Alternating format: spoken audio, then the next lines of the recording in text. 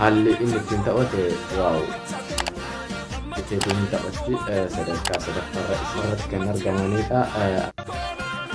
Waaw.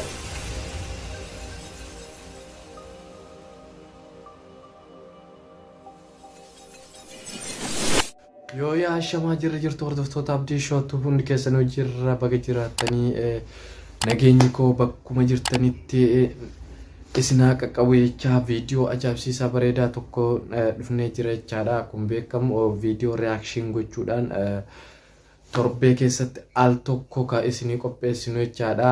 Ammas viidiyoo ajaa'ibsiisaa bareedaa ta'e tokkoon qabannee dhufnee jira. Viidiyoon kanarratti yoosan geetahuun irratti reakshin viidiyoo tiktokiidhaan qophaa'eedha.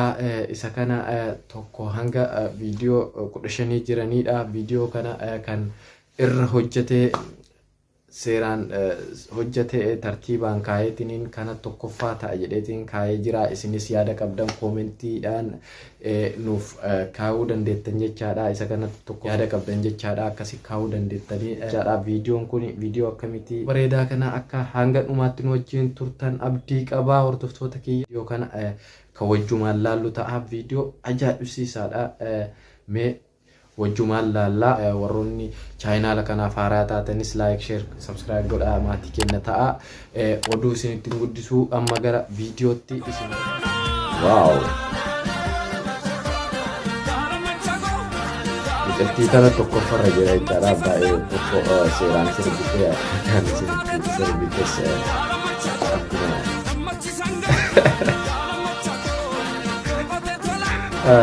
Biqiltiin baay'ee taphatti baay'ee qallatti baay'ee tokko seenas yaada.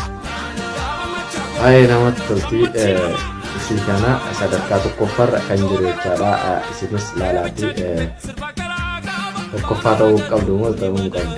Kana isinummaa murteessaa garuu ani ka tokkoffarra godheef haala isin ittiin taphattu arguu jirtanii hedduu kan namatti toltudha. Sirbiteetiin tarteecha baay'ee gaddida. Maasii namni wallaaltanii jirtanii biratti Oromoo aadaa Oromoo guddisuudhaan kutattee kaatudha. Isin sadarkaa lammaffarra jirtu jechaadha. Kolfitee taphatti haadha jaalalaa jedhanii baay'ee tokko ajaa'ibaa jechaadha. Biqiltii namatti toltudha. Akkatti shubbistu akka leenjii qabdutti shubbistu akka leenjii qabdutti shubbistu baay'ee tokko akkasumatti baay'ee qashtii namaati. Akkana sadarkaa lammaffarra irratti jaallatanii sadarkaa lammaffarra isii kennee jirra. Isinis yaada qabdan gara koomentiitiin nuuf kaa'uu dandeettanii.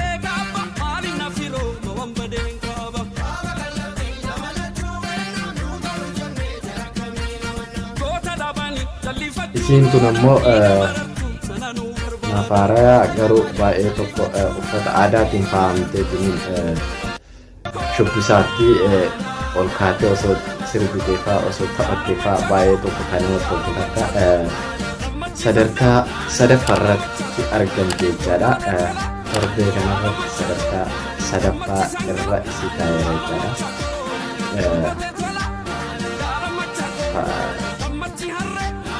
Fuula fi ibsiteetiin taphatti sadarkaa sadaffaarra isii taa'eera jechaadha. Namatti tolti. Oromoo qashtii Oromooti. Jabaadhaa jajjabaadhaa jimaan itti fufaa jedha.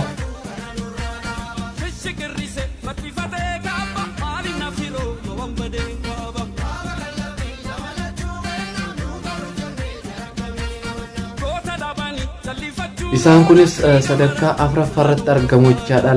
Nama lamaan shubbisanii haalli isaan itti shubbisan natti tolee jira. Baay'ee isinitti illee toleedha. Kun ibsishaa namni wallaaltanii jirtan jechaadha. Nama hedduun shubbisaadhaan jechaadha. Sadarkaa shanaffaarratti argama jechaadha. Sadarkaa shanaffaarratti argamee jira ibsishaa.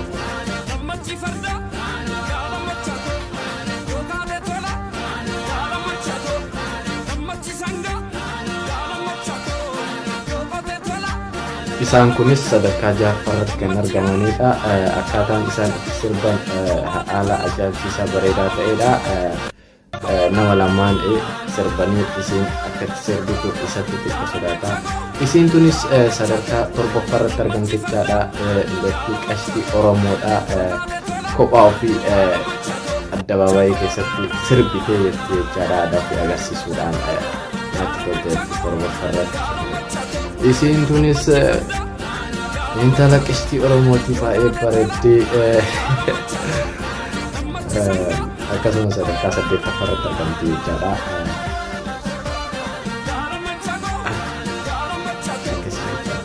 Sadarkaa 8ffaarratti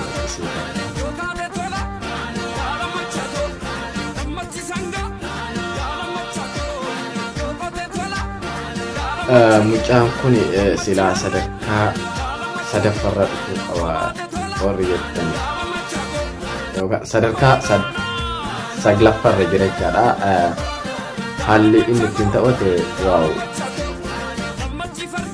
baay'een 9ffaarra jira jechaadha.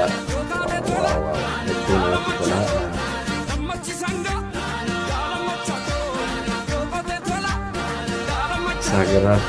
Kurnaffaarratti kan argamu immoo isaan lamaan kana jechaadha. Isaan lamaan kunis akkuma argitan alaabaa abbaa gadaatiin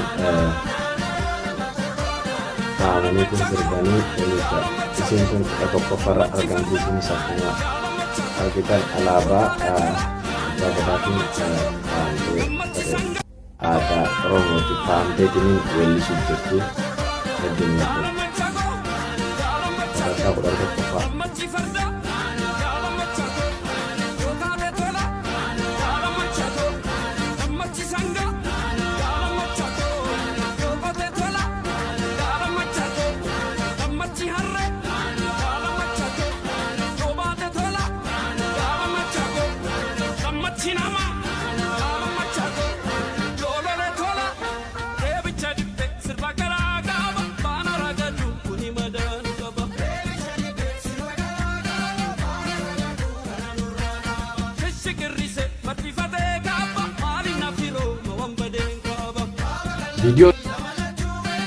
Videoon isii baay'ee dheeraadha.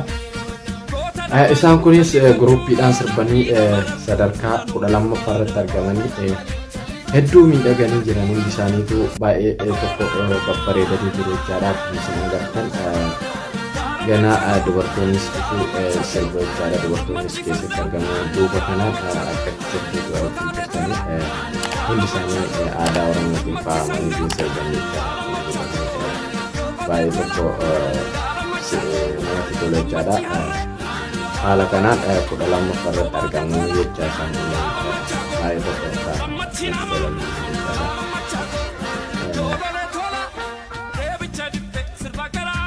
Qashtiin tokkaa kanarraa jalaa biroo jette.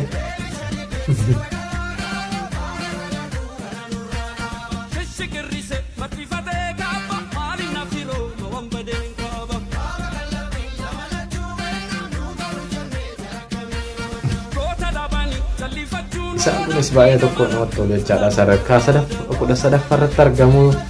Hordoftoota kiyya qophiin kiyya akkuma itti fufee jira jechaadha.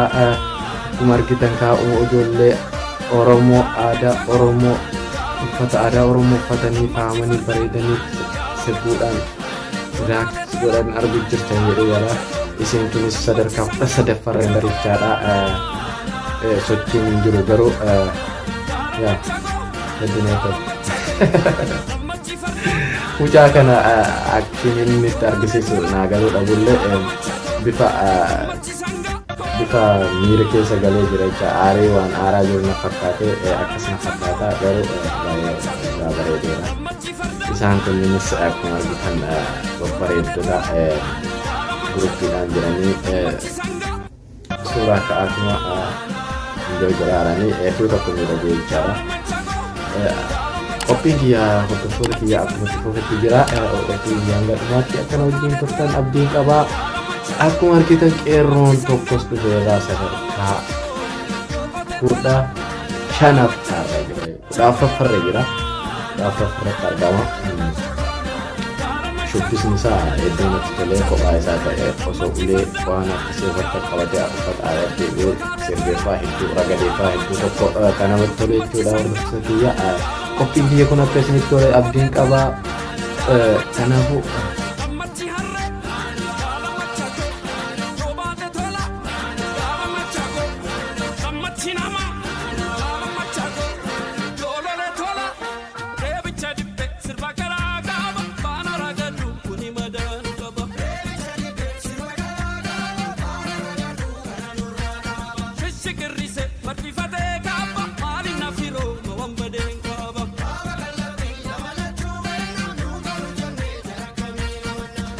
isiin tun ishee dhumaatichaadha.